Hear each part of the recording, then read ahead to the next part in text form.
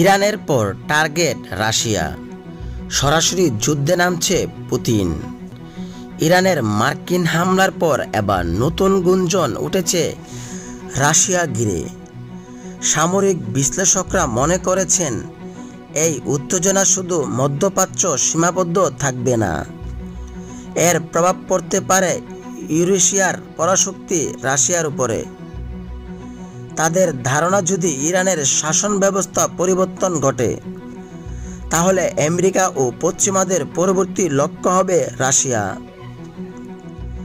রাশিয়ার রাষ্ট্রীয় গণমাধ্যম RTR একটি প্রতিবেদন অনুযায়ী অনেকেরই ধারণা, তৃতীয় বিশ্বযুদ্ধ হয়তো তাদের পাশ কাটিয়ে যাবে, কিন্তু বাস্তবে তা হবে না।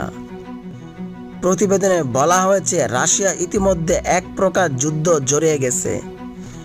আমেরিকাকেও যদি এখন থামানো না যায়, তাহলে ভবিষ্যতে রাশিয়াকেও টার্গেট বানাতে পারে তারা।